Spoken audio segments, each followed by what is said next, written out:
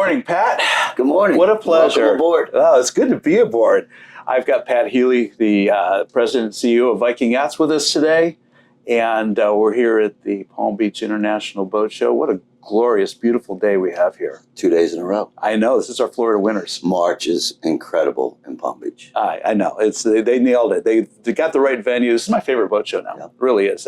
Lauderdale is important, but this show, this is my go-to for sure. From working standpoint, and I have a home here, so it's easy for me, 20 minutes away. It's a relaxing boat show. Isn't it, though? Lauderdale is still the Super Bowl. Yeah, it's the Super Bowl. This has got a different vibe. Yeah. We're on your 74. Yes, we are. Tell me a little bit about it before we one. get to hull number one. It's a beautiful boat. Get a chance to walk through it a little bit before we started this. It's obviously a Viking. Tell me about it. Well, it's another boat in a long history of boats in the 70-foot range that we've built. And we built 72s over the previous 8 years. It was a great model. The neat thing about the 74, the 72 before that, and the 70 before that, we built over 120 of the two combined of the predecessors. And that's a fleet. All of them were 45 knots. And so that was number one when we went to design a new boat. That was number one objective. How do we maintain the speed with the same horsepower? That was the key. That was the key. Efficiency. The neat thing about this boat is that we took and looked at, okay, what do we have to do? We're going to put 14 more inches in the cockpit. We need a little bit more dancing room when we're fishing. Right. Okay. So we did, and we left the salon at the same length and overall, but we cheated some beam out of the boat. We've designed a beamy boat over all the years, and when we went from 92 to 90, because of SCR, selective catalytic reduction, we had to get under the 24 meter, so we didn't have to install the emission scrubbers. Boy, that has certainly, I mean, you look at like what Westward had to do with their 112 going to 117 just because of that. Just to put it in. Exactly. Right. They're huge. They're half the size of an engine. Yeah. And then you need to take 10% of your fuel capacity. For the Urea. Yeah. Wow. So what we learned from doing that design was, wow, what performance that we got, what ride improvement. We got all kinds of improvements. So we said, let's just cheat it a little bit. So we cheated this a little bit. And, we put a little bit more length up front. And here we are, 45 knots. 45 knot boat. 45 knot boat, cruises just around 40. You'll see better than 45. Burn halfway through your fuel, and you'll start seeing 46, 47 knots. Incredible. And it's a great boat. It's been our flagship. I've put 4,000 plus hours on combination of 70, 72s fishing. And I go around the world. I was going to say, I fish. And that's where we learn an awful lot of what we do. And all the improvements that we want to make is from hundreds and hundreds and hundreds of hours a season.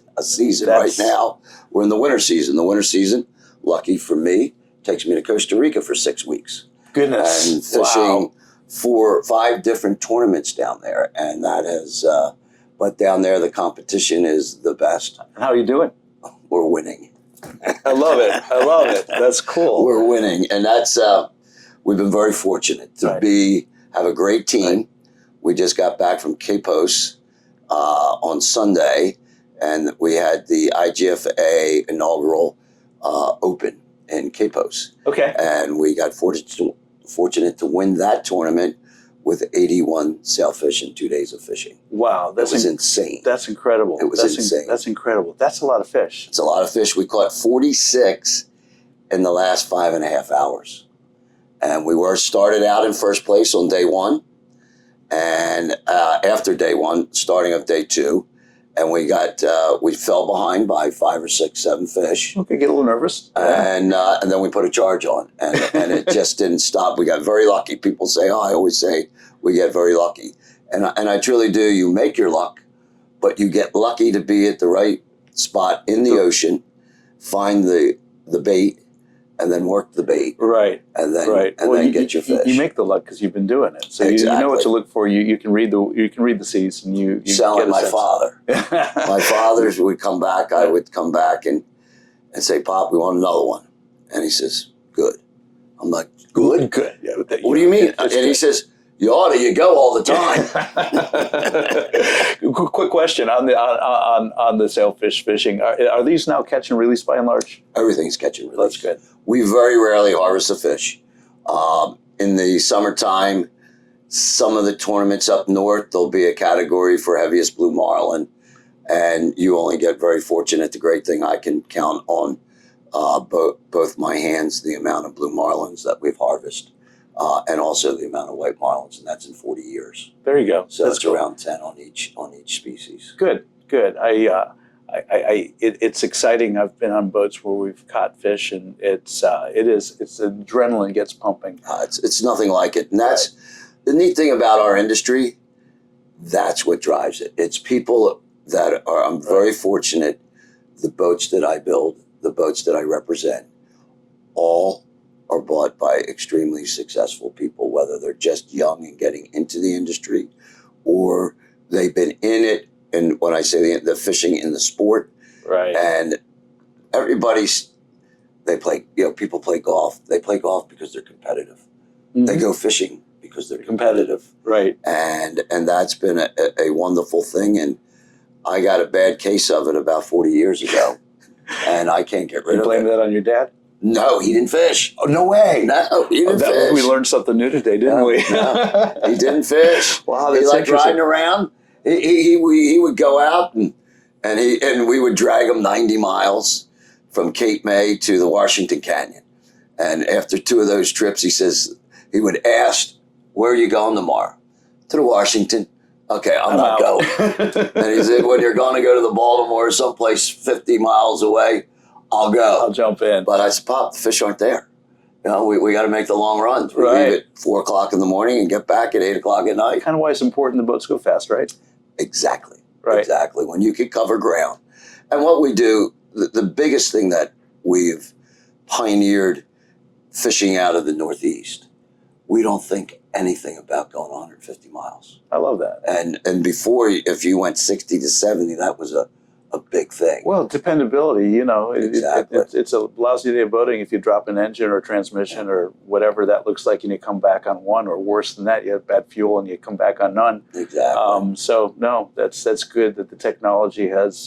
Technology's there, the equipment's there, and the experience of all of us together. Yeah. The greatest thing, even when we were young and we were new at it, but we were always fundamentally sound of how to boat up. We built the boats.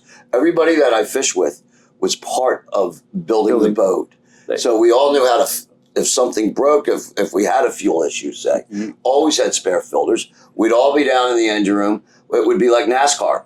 4 of us would be down there changing Watch how quick filters. This thing comes out. Exactly. Right. I love it. And I had a guy, Don Gamel and Drew McDowell, and I mean, those guys were just unbelievable what we could accomplish. And then at night, a lot of times in those days, we would be helping customer boats to keep them running. There you go. Because, I was down aligning engines, doing this, doing that, just everything to keep everybody going, whether it was fixing an air conditioning, putting Freon in an air conditioner unit, or whatever it was, we did. I love that. Well, this is a good segue because those that follow the show and understand what I'm passionate about is the yachting industry. There's no secret there. And I talk about when I got into the industry in 1986, I counted over 45 shipyards in North America, so US and Canada, building what I call cruise serve vessels, 75, 80 feet and larger. Mm-hmm.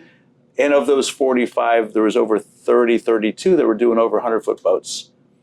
And Pat, yours included, there's 5 or less left. Yeah. And so I look at that as a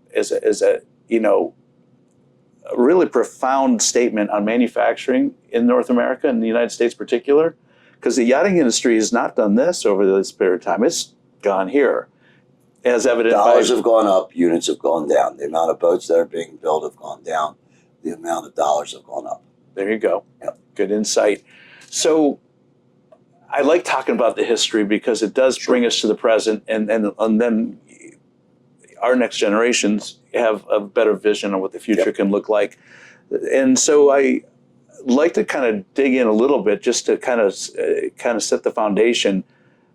Again, I started in '86. I'll tell the story how I got my first introduction to Viking in a moment. I'd love to hear it from you, how your dad got things started and where Viking's genesis came from. Sure. My dad and my uncle, obviously my grandfather. It started with my grandfather, Pat Healey. So you're the third generation. Yes, third generation. Fourth generation. All right. Yeah. Good. And so my grandfather was in the steel business. Irish. His father came from Ireland and came into Ellis Island, ended up in Scranton, Pennsylvania, a little town that you might have heard of the last 4 years. You think? Well, yeah. Here's I love when you see this thing. My grandfather was in the steel business. He came from Wales. Okay. And he went to McKeesport, Pennsylvania, and he was in the foundry business. Yeah. And so, that's interesting. My parents come from that part of Pennsylvania, and then we ended up in Florida. But yeah, the ocean never came into any of that conversation. That was manufacturing and steelwork, and yeah, absolutely. So my grandfather, he eventually moved with his bride down to the Jersey Shore because Atlantic City was just starting to go, the Nucky Thompson days, the Boardwalk Empire days. And my father was born in Atlantic City along with my uncle. Wow. And so my grandfather went from being a laborer to then being a foreman, and then creating his own company and getting a group of guys together, and they formed a steel erection business. And he focused in putting up, he worked on bridges, he worked on the big hotels that were going up at the time, and then he focused on infrastructure. He felt that the big companies were going to go on the big jobs. So his company was focused towards putting up schools and some hospitals, small hospitals, all along the Jersey Shore. And started working in there. And then Atlantic City started going down. He moved it to Camden County, New Jersey, which you have Atlantic County, which is where Atlantic City is. The next county to the west is Camden County, which borders up to Philadelphia on the Delaware River. That's right. And my father, then they all moved, and that was in their high school days. And my father ended up, after high school, going in the Marines. He was going to, he was Paris Island, and they were going to Japan. Whoa. And fortunately for me, the war ended. He didn't have to. He didn't have to go. He was a China Marine. Wow. So he went to China. Right, okay. And so he goes and gets out, and of course goes to St. Joe's, where we all went. And he, of course, wanted to expand my grandfather's business. Like, let's buy more equipment, more guys. We'll recruit more guys. We'll do 5 jobs at a time instead of doing 2 jobs at a time. And my grandfather, he went through the Depression, and no, we're not going to do that. And of course, they had monumental dinners at home. And my grandmother, my mom, she said, no more business talk at the table. And that, of course, trying to rein in that entrepreneurial. That didn't work, and there was always screaming and fighting. So an opportunity came along to build a marina. And so they built a marina, and it was called the Bass River Marina, which is where we are today. That's right. And what happened was, when you were along the Garden State Parkway, if you noticed that when you're going over a river, look to your right or look to your left, depending what direction you're going to go, you're going to see a marina. Right. And what happened was, so when they were building the parkway, they went in with dredges, and they cut a U from the river inward, and they pumped all the sand that they would dredge and pumped it up onto the embankment to make it to go over the river, and then connected it with it. So that's why. No way. That's why all along the parkway, you see the marinas. Everywhere there is a bridge, there will be a marina. That's crazy. I didn't notice that, but I'll pay attention next time I'm up that way. Yeah. And what will happen? So they build the marina, thinking, they're going to build condos and they're going to put housing there. And It's a 275 slip marina. They put a sales office in, a marina office, a maintenance area, a dock shed or a dock office to sell bait and tackle and all that jazz. And lo and behold, we have this New Jersey state fly. It's called the greenhead. It is the biggest horsefly that you'll ever come across. And for 6 weeks, they swarm and they just eat everything in its path. Oh, wow. Because it was in brackish water. Okay. And they were attracted to that brackish water. And it was 45 minutes to the ocean from the marina and an hour by boat at that time, maybe even longer, because it was a 15-knot boat at that time. Right. Foot boats were 15 knots. So unfortunately, the marina didn't have the success of being able to build the housing around the marina. So they went into boat sales, and they were selling Boston Whaler and Owens. Owens was that was a big brand. A big brand back in the late 50s, early 60s. This all started in 58, and they did good. Enough to build a new house for all of us to start living in Berlin, New Jersey. And he would work 6 days a week, and it was the Wild Wild West in those days, as he tells the stories. Sure. And in 1964, April 1st, was an opportunity. They were also selling a wooden boat built in Egg Harbor City called Peterson Viking, and a guy by the name of Peterson owned it. And that's hence where the name came from. He was Norwegian, so he was from up in that area, and that's where Viking came from. And financially, he was in his early 70s. I remember him very faintly, but I do remember him. Older fella, short, skinny, and he said, and they bought the company from him. He was in a little financial trouble, so the boat was being built in Egg Harbor City in a very small building. The building couldn't have been any more than 7,000 square feet, and it was a loft. And my gut is these are probably cold molded wood hull boats. It was a jig boat. It was a jig boat. Yep. But it was planked. It wasn't cold molded. It was all planked. All typically planked, old style. You would put all your wicking in and glue and all that. I was a wicking guy and a glue guy. That is old. Put the boat in the water. You'd get the boxes and boxes of sawdust. And the sawdust would be attracted, and the water you'd have to leave the boat in the slings overnight, and everything would swell up, and you get watertight. Yeah, that's how crazy, isn't it? That's how you did it. Yeah. Crazy is right. And so that was, and when they built the marina, they had a 25,000 square foot building that they had where they put all the boats in the winter. Anybody want winter storage? If you went inside, it was X dollars. So it was just a dirt floor, and that's where the Viking Yacht Company is today. Wow. And now it's 1 million square feet. I was mentioning to you, I was there in New Gretna and toured the factory again this past December. Yeah. And it is remarkable. If anybody ever has the opportunity to come up and take a visit, don't miss it. Please come. It is state-of-the-art boat manufacturing today for sure. Yeah. So I met Bill, your dad, right? Yep. Yeah. In would have been probably 1993, 1994. I had probably 92, 93. I had been in the business. I started my little company in 86, and my first OEM account was a company called Gulf Star Yachts. Absolutely. And Vince Lazara was the guy there, and I became good friends with his son Dick. Sure. Still am.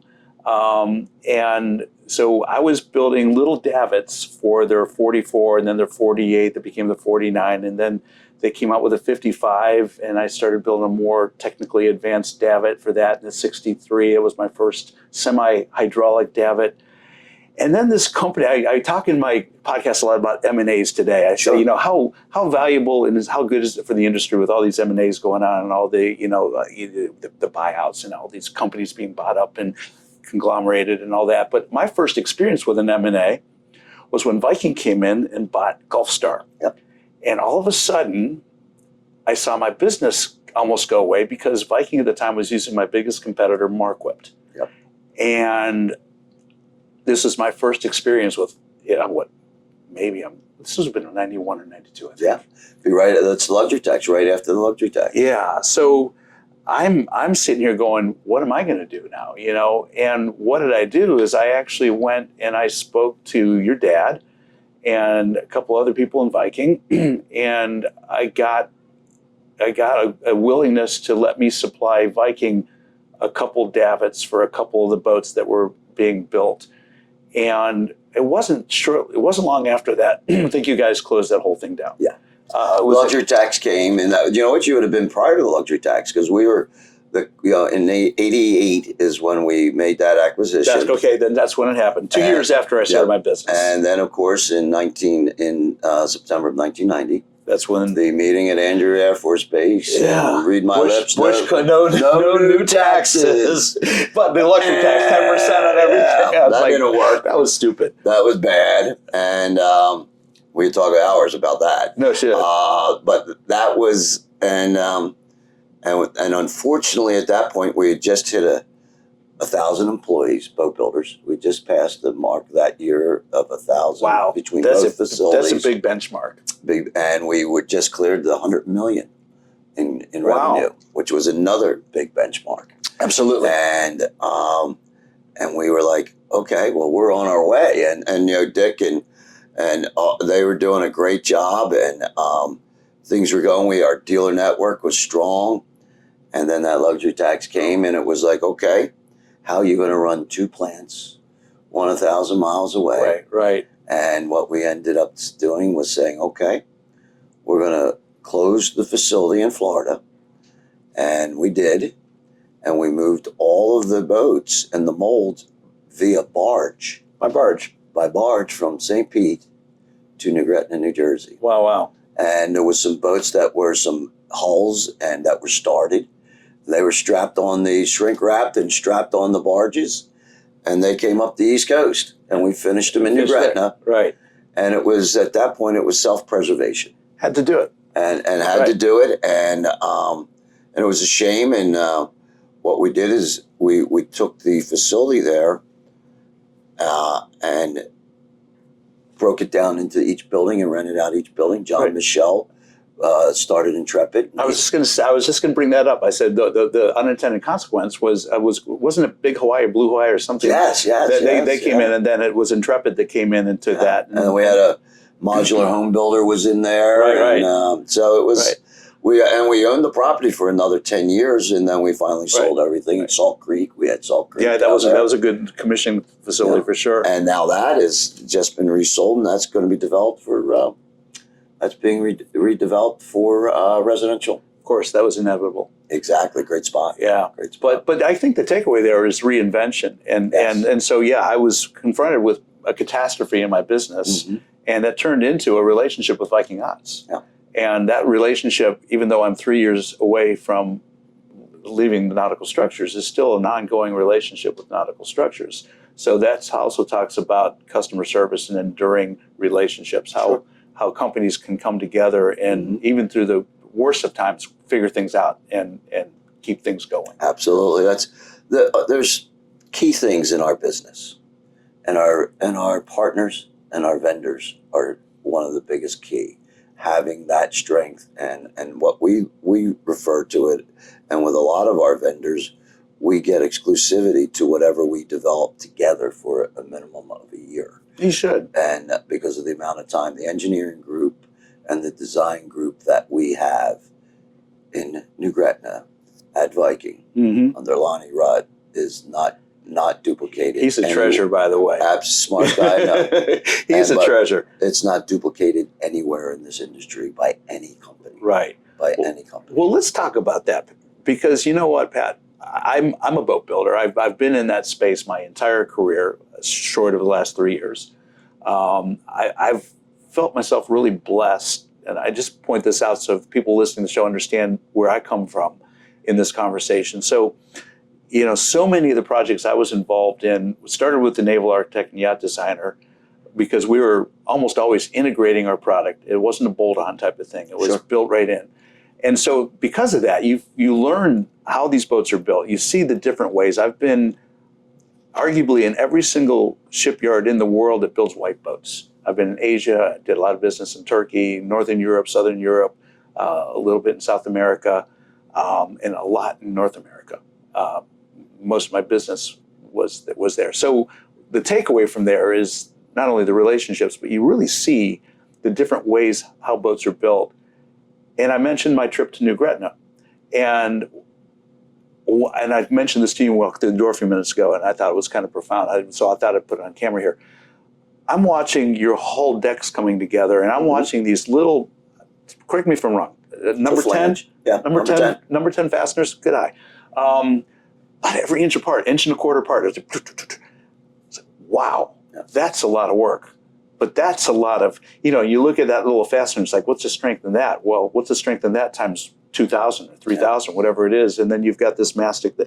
Talk to me about how you build your boats, because I think what I saw there is just a microcosm of what a Viking yacht is. The greatest thing about what we do is 60 years of doing it. And the collection of boat builders that have been assembled over those 60 years. And we have a gentleman, Rudy Dallinger, number 4 employee hired 60 years ago. He is still working today. Crazy. And he is our lead production engineer. And we all walk that production line. And, we're over 6,000 boats now. And what has been so great is that we have gone out and we've been able to have the experience of fishing these tournaments in the roughest conditions. We put these boats through hell. And we do that.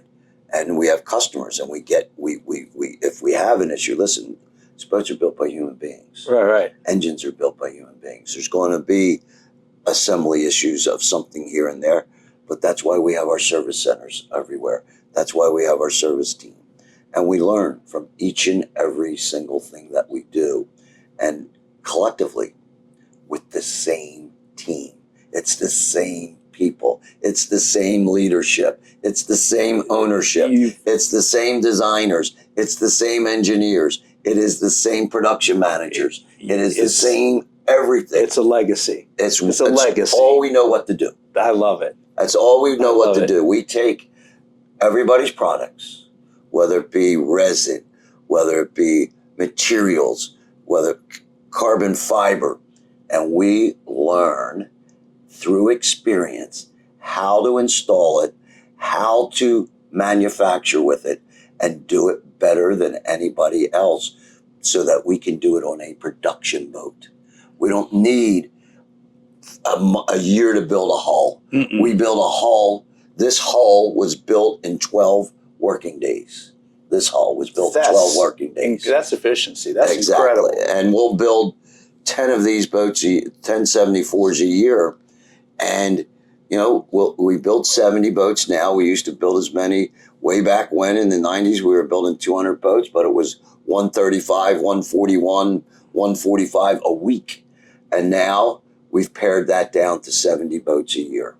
And then we also build 20 Valhalla 55s. We're going to go there in a minute. Yes. Okay. And so we build 95 boats typically 90 boats typically out of our New Gretna facility.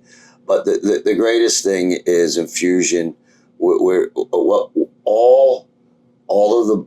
of the things, all the construction techniques, every vendor, where do they perfect it? Where do they start it? They started in New Gretna, New Jersey with our team, engine manufacturers.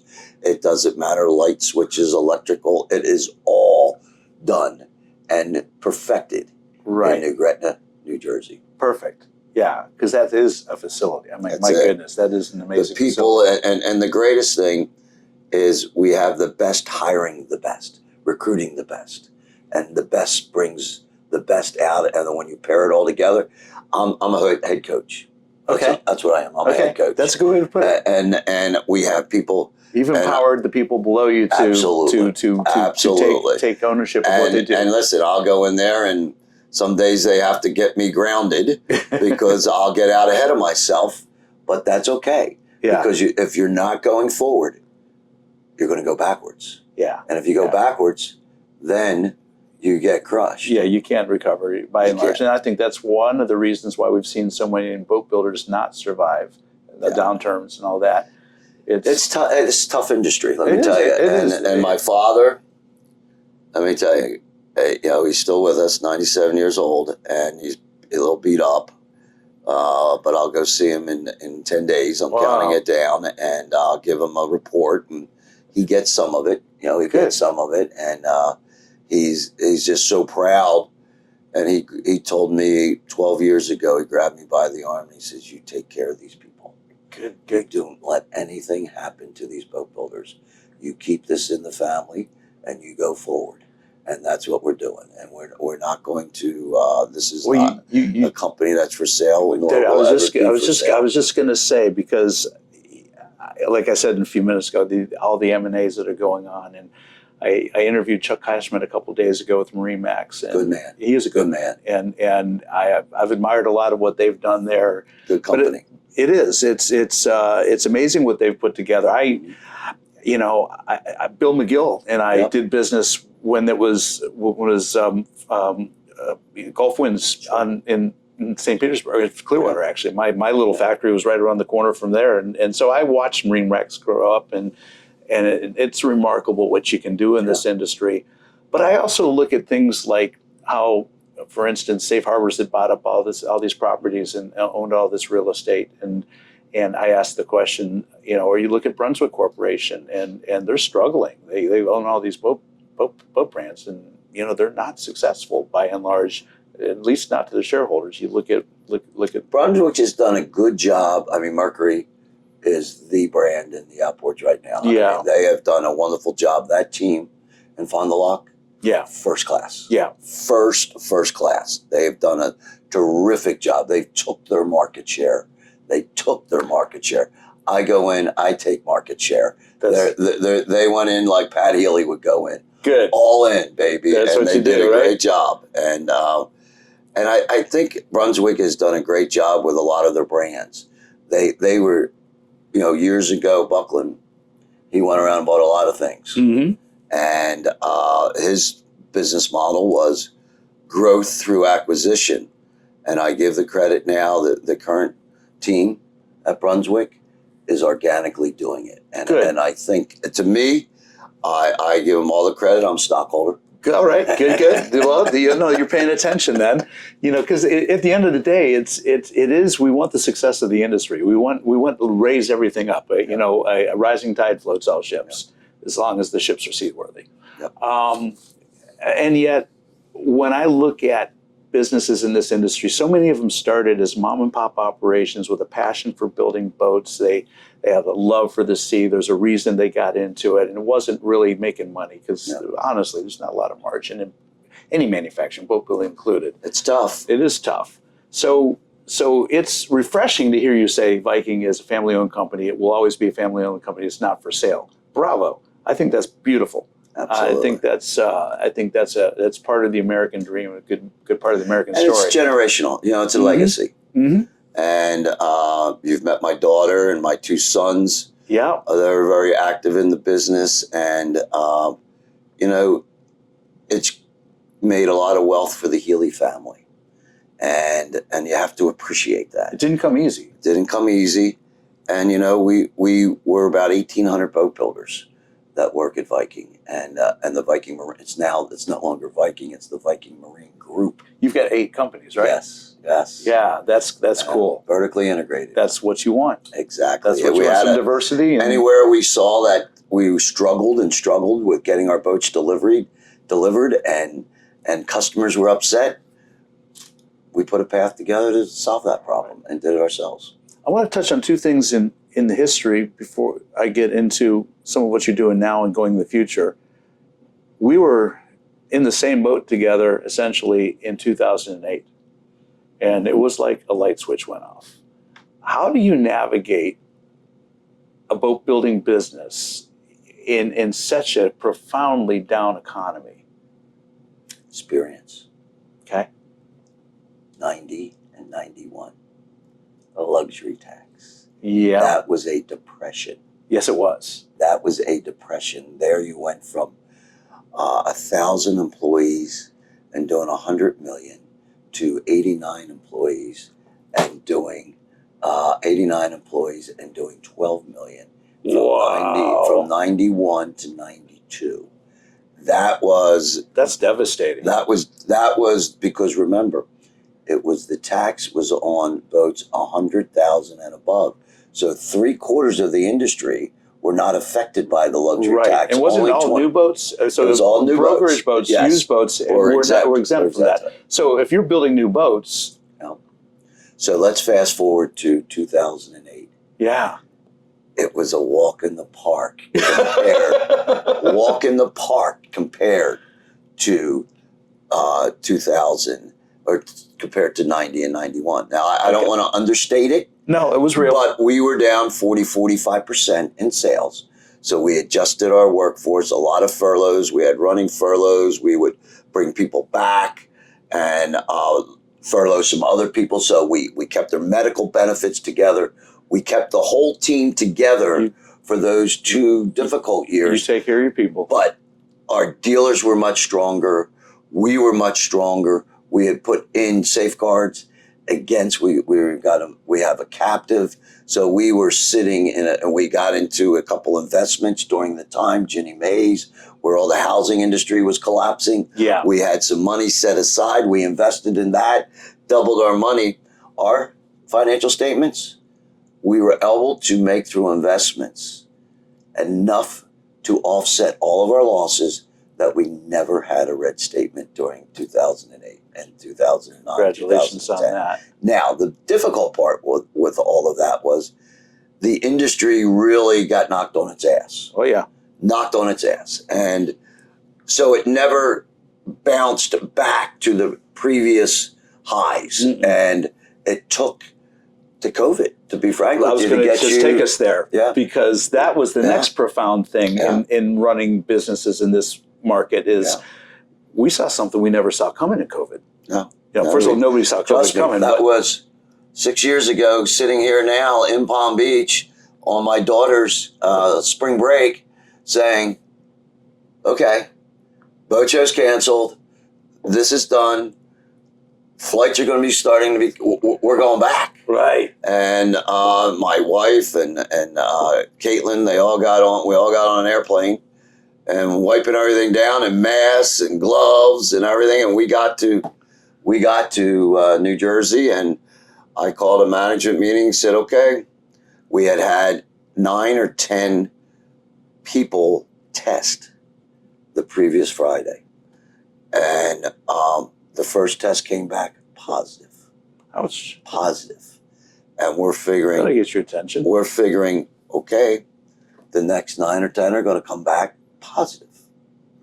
It's the only one that came back positive. Mm-hmm. But we'd already put the balls in motion. We shut her down.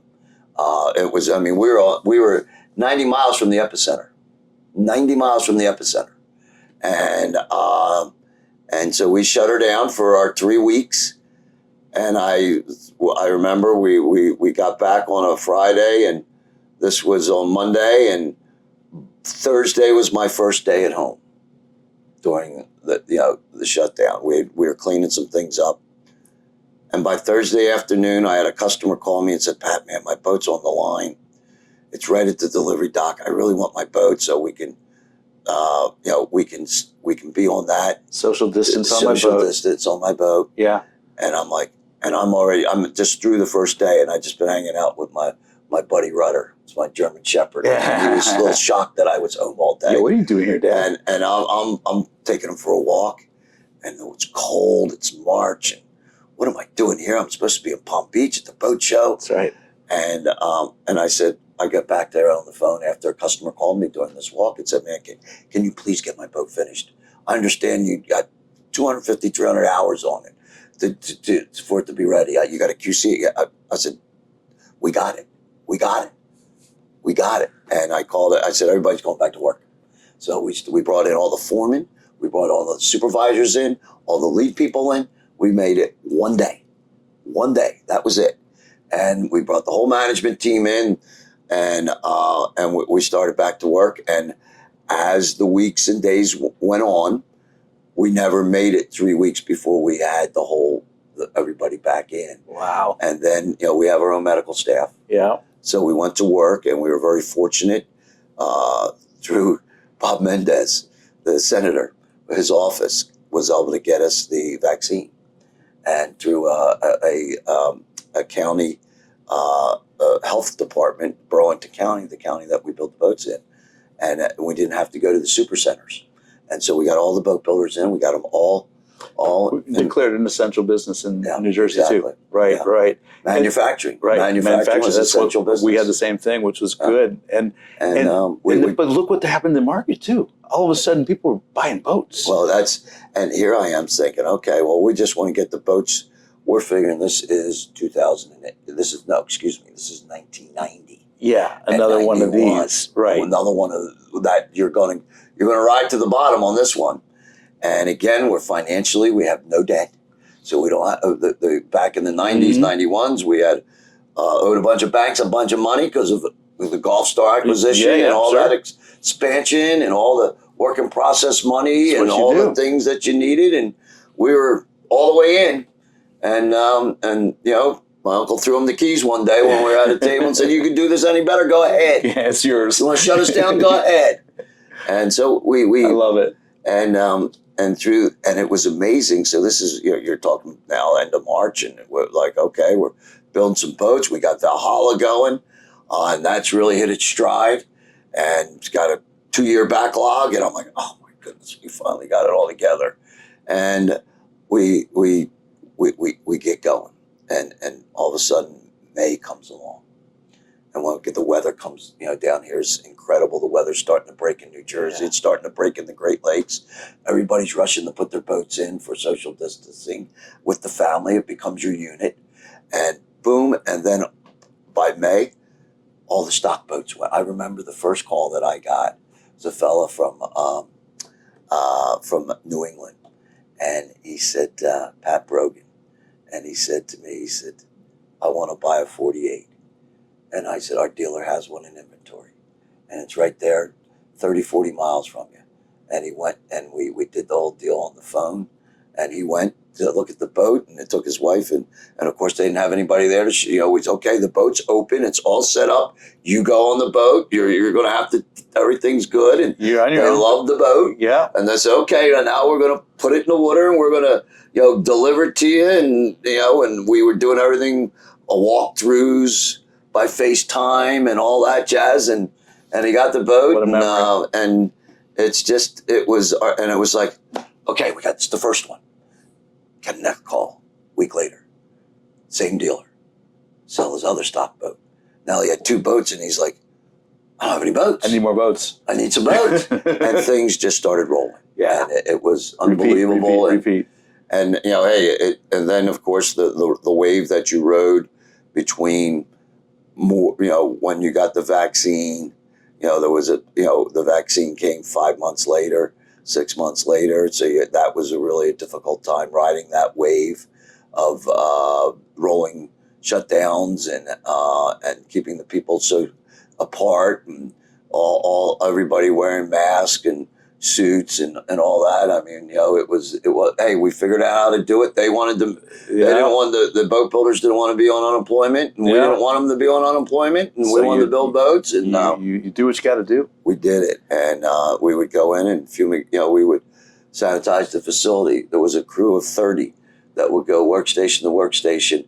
We bought disinfectant by the 55-gallon drum, huh? And we went in and sprayed everything, wiped everything down. So every day they would go in, their work fit place would be completely ready to go. And our medical team did an incredible job. Incredible. We did all the testing right at the facility. We went out and bought the equipment. That was because we were LabCorp. And the problem was you were anywhere from 7 to 10 days to get the results back. So we were able to get one of the first pieces of equipment, and then we were getting, and then it was a day and a half, 2 days, and now we get down to 30 minutes. Right. And then it's just a procedural thing every day. Exactly. That's cool. But that did, you saw that resurgence in the business, and all of a sudden things got good. It spiked to the heights that we hadn't seen since before 2008. Yeah, I know. That was just an amazing thing. The Valhalla line. Now that happened right before, but I've been seeing these boats on the water again and again. They are stunning. Yes. A center console with bright work. Yeah. And just the attention to detail. It's a Viking. There's no question about it. It's a Viking. But it's the first time I think a lot of people got to experience the Viking brand without getting into the sport fish. Yep. What drove that? How did you get there? What was that? I've always had a center console my whole life, and my dream was always to do it myself. Okay. And I got fortunate to the Leake family, John Leake. Yep. Jack, I knew Jack very well. John and Father John, third and fourth, and good people. We would have a tournament together, and in Cape May every year, Viking against Ocean, and I remember those. Yeah, it was a great tournament. Didn't great you take on Hatteras occasionally too? We did have what was called a manufacturers tournament where we had 5 brands. Oh, okay. And Hatteras would have been one of those. Yes. Gotcha. And so it was. We're there flipping hamburgers one day, and this is after this is like 2013, and things are just starting to go. And John said to me, because for the customers loved it, we'd fish a day, lay a day, fish a day. So on the lay day, all the boat builders from Viking and Ocean would cook lunch for all the participants in the tournament. Wow. On the grill. Nice. And John says to me, he says, "Hey, you want to buy my factory?" And I'm like, "Yeah, I'll buy That it." was hard. And he says, "All right, let's have a beer after we're done." Okay. Wow. 5 minutes. Wow. 5 minutes. Wow. We shook hands. That's beautiful. And he said to me, he says, we're ready to shake hands. Just one more thing. He says, my son, John, he says, he's got to be part of the package. I said, absolutely. Absolutely. I figured on that. That was, So he hoed his son right out to get it done. That's a good dad for you, right? That's it. But John has been an unbelievable addition to it. I bet. And we bought that facility because my uncle was liked to dabble in boat building every once in a while. And he was convinced that we needed to go back and building motor yachts. Yeah. And I wasn't real keen on it. And so I'd put it off and put it off and put it off. And all of us siblings bought the Viking Yacht Company.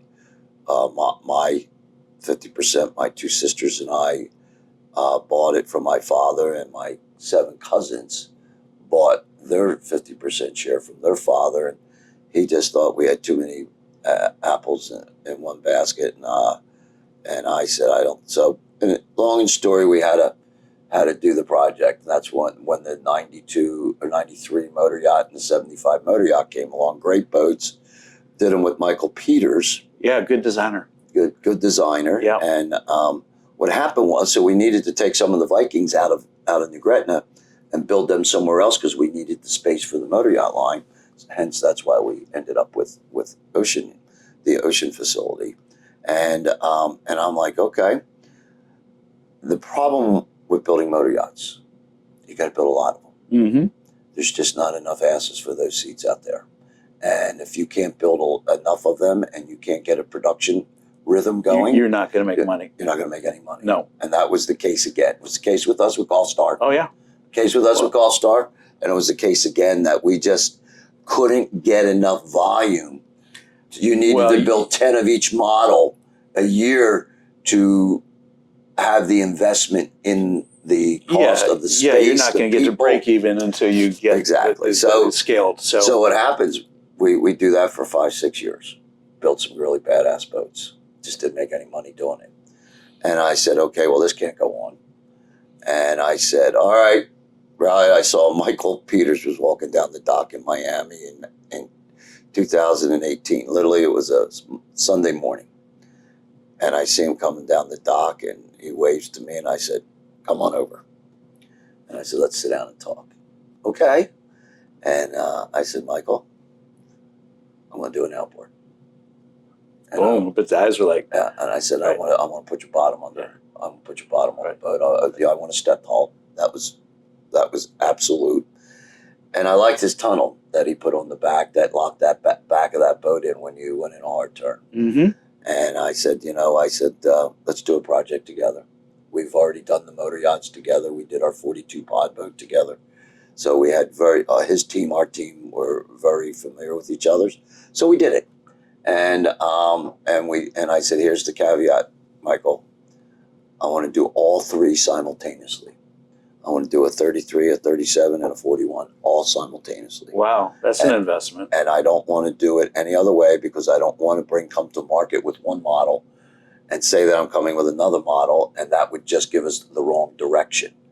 And I want to be able to come out and say, here they are. Yeah. Pick the one you want. Right, yeah. And we did it. And my sons, Sean and Justin, were just getting out of school, and they were center console nuts because they had been running my boat, run the wheels off of my boats, now fishing and chasing striped bass, chasing tuna, going flounder fishing offshore.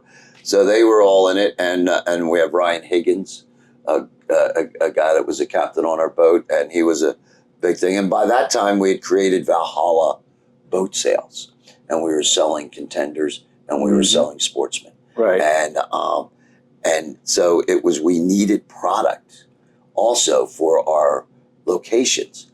And now we had this factory. Someone might as well make the product. 115,000 square feet. We had the workforce and we had the management.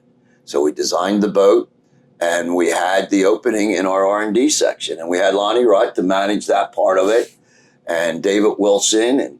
And so we had the team. Yep. We had the team and we knocked that out and blew the lid off the industry when we announced it in 19 and said, in 6 months, we'll have 3 boats in the water and we're going to invite you to Atlantic City. And that's what we did. And we're 700 hulls later now. Yeah. I was going to ask you, I would never predict 700 hulls. Yeah. Wow, that's real. Yeah. That's real.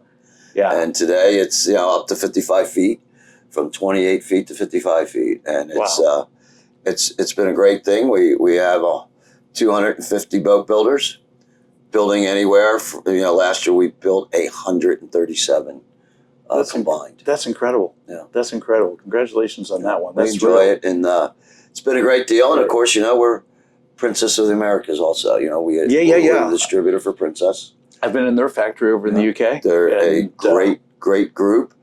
Will Green is a true boat builder. They've gotten to the roots. Their 60th anniversary this year, and he's here at the boat show and congratulated them on that after we went through it. And they've got a big old screen over there with all the old, I love it, all the vintage, all the legacy videos going. And so it's, this industry is, like I said, if you are not going forward, you're going backwards. You have to. The minute you go backwards, then you're put in a position where someone's going to get you. Well, because, you're not relevant. And without being relevant, there's too many other choices. Exactly. And that's where it comes right down to it, is at the end of the day, like you said, how many seats do you have to fill, the boats you're going to build? And you are attracting those from other companies that can't keep those seats filled.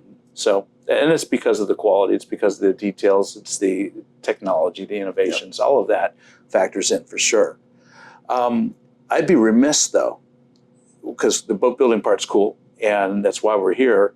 But particularly when you and I get to where we are in our careers, you have the opportunity to be involved. And I was aware that I think your dad, perhaps yourself, were instrumental in turning around the luxury tax bill. There's been a lot of talk recently about the speed limits they're trying to put on the ocean, which is, it's a difficult conversation in some regards, because who doesn't want to try to keep the right whales, population from going extinct? We don't. Nobody wants that. And at the same time, it's like, are you kidding me? The eastern seaboard of the United States, it's a highway of commerce. We've built 6,000 boats. We've had one boat strike a whale, and it was in the Pacific. In the Pacific. In the Pacific. We have not had any whale strikes and we would know, because you hit a whale, the boat in the Pacific A great captain was running the boat. It was a bad company boat. Anthony Shea, who's traveling the world today in the pursuit of greatness. And so our boats draw underway less than 4 feet of water. Yeah, so it's a good behemoth boat. It's just not a likelihood of any chance of us hitting a whale. Right. The good thing is we were able to stop the under 65 feet and down. That has been withdrawn.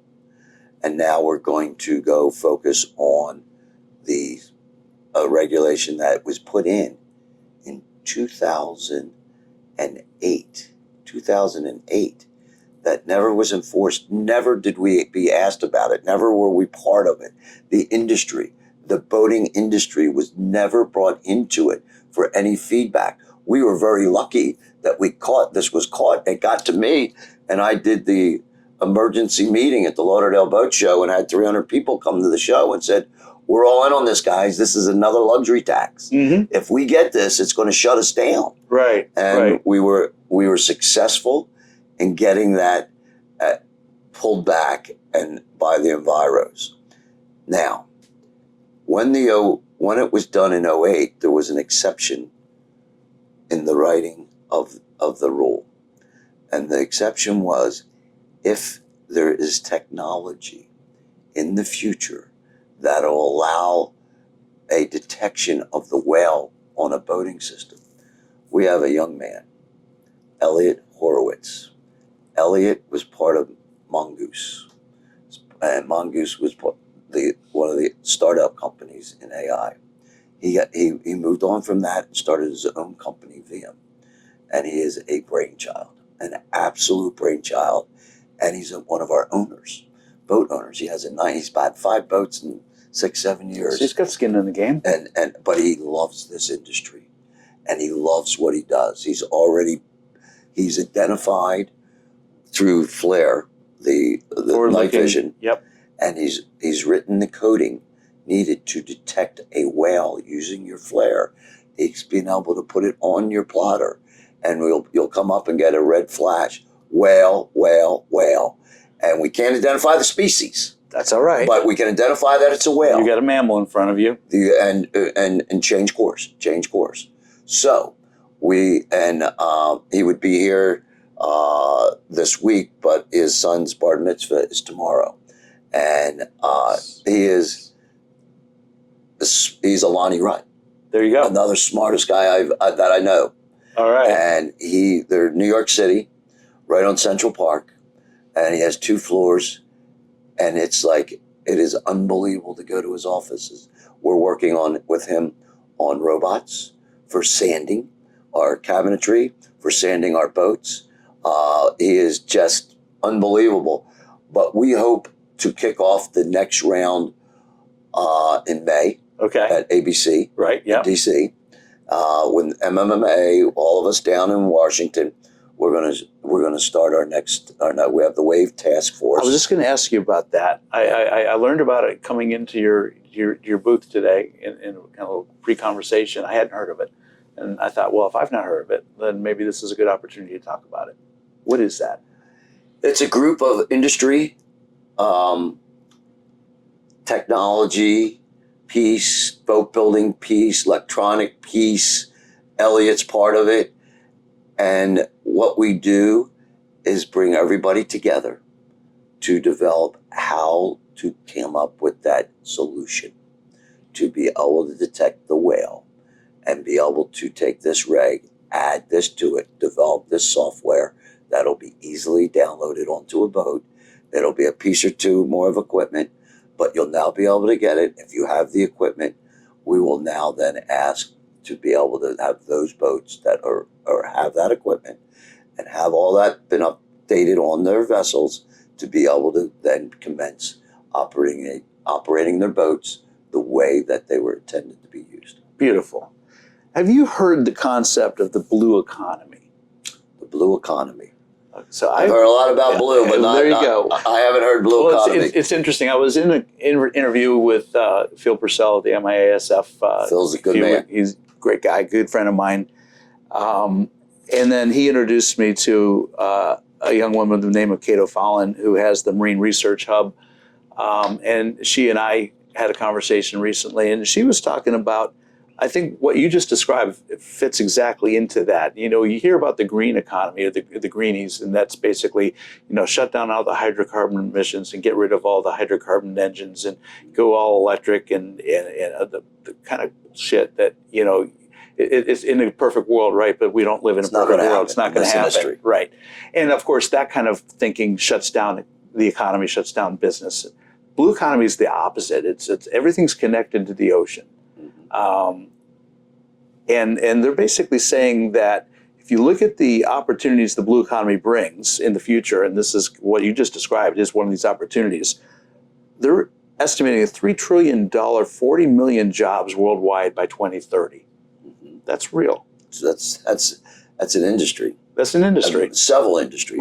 Right. And so that touches on like coral restorations and dealing with what do we do with all the reef systems that are dying and how do we approach that? Absolutely. You know, infrastructure like in the ports, like Port Everglades, just south of us here, is going through a major renovation. They're getting ready to expand to get these blue Panamax container ships in, like they did in Miami. They've got to transplant 2 to 3 million corals to restore what they're doing and all the mitigation and all you know the site mitigations they're doing.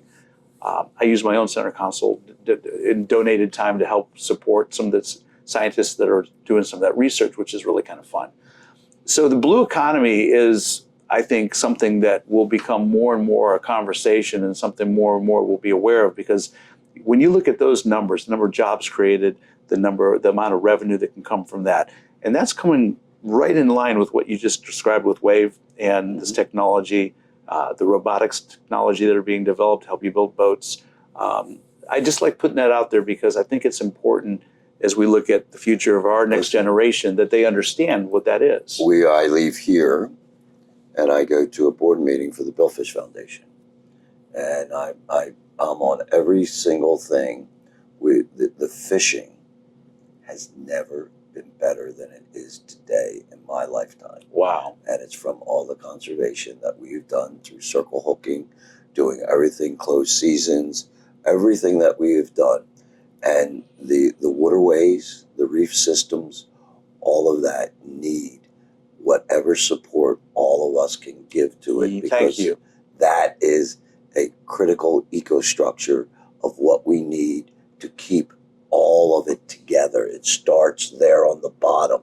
And what happened was, back in the 60s when draggers came in and every little hill and flat and the ocean got leveled and it was flattened. Right. You didn't have... You created deserts out there. Exactly. And now all that bottom's coming back together.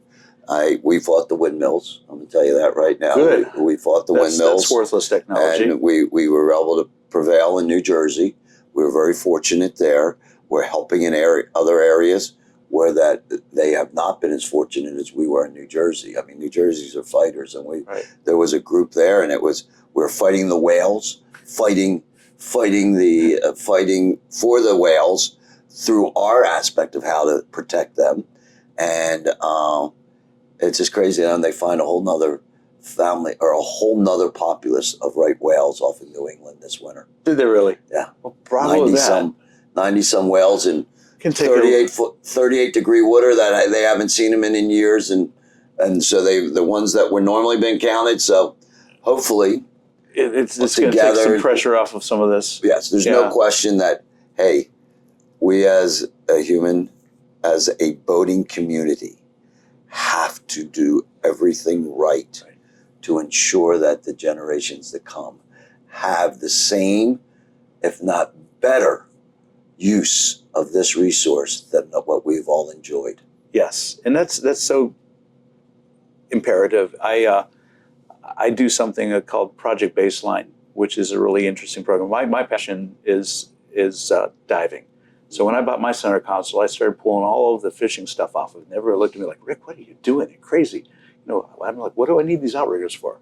But my family and I, we were avid divers and passionate about the ocean, always have been. And I've been working with an organization called Project Baseline. And what's cool about that is, like, I started diving in 1975. And there's reef systems like in the Keys I've gone to that back in the 70s were just like you'd see like we'd see in movies, right? Just colors, just spectacular, living corals. I took Tristan a few years ago down there on our boat and put him in the water, and he came out going, "Wow, Dad, that's really beautiful." It's like, well, you saw dead corals covered in pretty algae. You didn't see live corals. And there is a nursery there, so you see a lot of schooling fish, but it's nothing like it was. And so the Project Baseline program essentially puts divers around the world in sites, and you video and photograph the site. You do some basic, simple documentation, where you were, when. You try to find a place you can go back to, because what we're doing is creating a database so that you can see a year from now, 5 years from now, 10 years from now, what's happened. And what we're hoping to start seeing is these sites actually looking with improvement. That we could the ecological efforts we're taking, the efforts we're trying to do to keep the waters clean and to reduce the impact loads of plastics and other pollutants are starting to work. And it's a really cool way for people to tangibly help build that database. And I only mention that because we talked about this earlier, and we'll close with the whole concept of doing well for others. We're on the water, we're having a good time with our families, and that's what I think boating's all about. It brings families together, it brings our loved ones into a place where we can actually enjoy each other's company and are not distracted by everything else that happens around ourselves. And at the same time, I think there's that opportunity to find ways to do well for the economy, the ecology, and others. And I know the Healeys have had a lot of philanthropy in what you guys do, and I just thought I'd love to hear a little bit about what your thoughts are, is how we, particularly in our stage in our careers, can give back a little bit. Well, there's a few things what we do. We're Irish Catholic. There you go. So we all 16 years of Catholic education. So we're very, very highly involved with all of our helping the schools, helping everything that we can do, get underprivileged people ability to go to get a Catholic education. And, it's a wonderful thing, especially in the New Jersey area. So that's education. You can change everything through education. If you can take people that have not had the same upbringings and the same benefits that all of we have, but get them the education, we can change their lives, their families' lives, everything. So moving away from the governmental institutions of lower learning. Exactly. The next thing is my father's charity foundation that I run is for the boat builders. And we take care of scholarships for all the boat builders. So we have the Catholic education going on one side, and then we take all of our boat builders, all of their families, and we make sure that we get them highly, highly educated. We provide medical assistance to areas. Now my uncle, his charities and his foundation always were tied again to the Catholic Church. And wherever it was, whether it was in Mexico, Sierra Leone, my son spent time in Sierra Leone with my cousin Bob Jr. and bringing hospitals there. And so we've done all the right things. And of course, we gave back through the RFA, Recreational Fishing Alliance. And that was making sure the fish were protected and the anglers' rights were protected. Brilliant. So we enjoy it. Caitlin is involved at St. Joe's University. It's the Healey Alameda. And there you go. It was funny. She said the other day she got a check back for $200 from the school. And I said, "What's the check for?" She goes, "Because a student brought a class action about when it was online courses during COVID." And she goes, that's what they had to do. That's what was mandated." She goes, "I'm sending the $200 check back and as a donation." And I'm going on our line and tell everybody that that's what they have to do. Send the check back. Yeah, you don't need it. Do it for the right reasons. Some smart ass decided to. They didn't have to go to school then. They could have. A lot of people didn't go to school. Yeah, just then. withdraw for a while. Hey, listen. They all should have been given the same 4 years. 5 for me. The same 4 years that we all enjoyed in those years. Right. The on-campus interaction, all of that. It's a cultural It was experience. stolen from them. But it wasn't St. Joseph's University's fault. It wasn't Penn University's fault. It wasn't anybody. We're big in the Philadelphia area. Yeah, sure. And so it wasn't anybody's fault in higher education or any education. It was the cards that we were dealt with. They had to operate. Listen, we all had to move forward. We couldn't stop. No. The human race couldn't stop. No.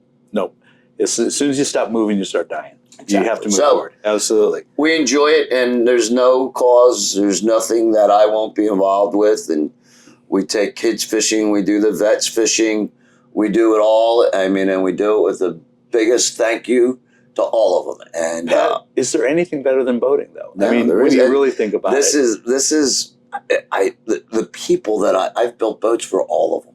Mm-hmm. I've built boats for all of them. Feels like a privilege, basketball doesn't stars, baseball stars. It doesn't matter. Fortune 500. I've built boats for everyone. I've met so many incredible people in this business, and my legacy will be to give back everything that I have as much as I have, and to take those next generations and make sure that they're equipped and ready to go so that they can give it to the next generation behind that. So, wow, Pat, God bless you. Yeah. That's awesome. Hey, we're very fortunate. We are. You know why? We're in an industry. People don't need a boat. No, I know. If I was in the car business, you need a car. If I was building houses, you need a house. We're building boats. Yeah. This is something they don't need. So you better do it the best. Because if you don't do it the best, you're not going to be around too long. No, that's not true. That's so true. No, it is one of those ironies that we're in an industry that supplies a product and a lifestyle. Yeah, but coming out of COVID too, and my experience, because I happened to have my boat tied behind my house when that was happening, and that was such a blessing to get on my little 30-foot center console and get out in the ocean. Yeah. At some level, I think the human, at least if you have a love for the ocean, your human soul basically says, "I need to be around the water." Yeah. You don't need it, but at some level, maybe you do. Yeah. Maybe fundamentally, the way we're wired, it's just like, because whether it's this beautiful 74-foot Viking or a 17-foot, bay boat, Boston Whaler, you're on the water. Exactly. You see the same sunrise. Yeah. The biggest thing, I think our industry is really in as strong a position it's been in a very long time. I would agree with you. We have to get this geopolitical situation straightened out, and I think we have the right administration to do that with. Thank you for saying that. I'm agreeing. I think that there's a little bit of shock and awe going on out there now because it needs to be done. I love it. There's going to be short-term pain for long-term gain. Yep. And we all, we've had crazy great boat shows here. This will be a medium boat show. It'll be medium because of the craziness. The interest rates are, the fall, the interest rates are going to have 2 more moves, hopefully. It was supposed to be 3. We'll settle for 2. I think it'll be 2. But I think that we'll have things, we'll go to heights. We'll go back to the COVID heights, and we'll have a trained workforce. We'll have everything. We'll have our materials. We'll have everything that we didn't have back then that held us back. Right. That extended that crazy great period. But I think we'll have everything done and done right that will make this industry as best it has ever been. Wow. Well, Pat, I look forward to seeing the next generation of Viking Yachts, and I'm really looking forward to seeing what the next generation of Healeys does with these Viking Yachts, because what you guys have put together is nothing short of amazing. It's impressive, and I'm grateful to have the opportunity to not only walk through your factory again and see firsthand with Lonnie Rutt leading me around, but to be able to sit here with you here in this beautiful boat show and have this conversation. And you've been generous with your time, And I just thank you very much for sharing everything you've done with us today. It's my pleasure. It's my pleasure. Say, yeah, this boating. is good. Yeah, boat safe and have a good time. Absolutely. And until the next time, I'm out of here.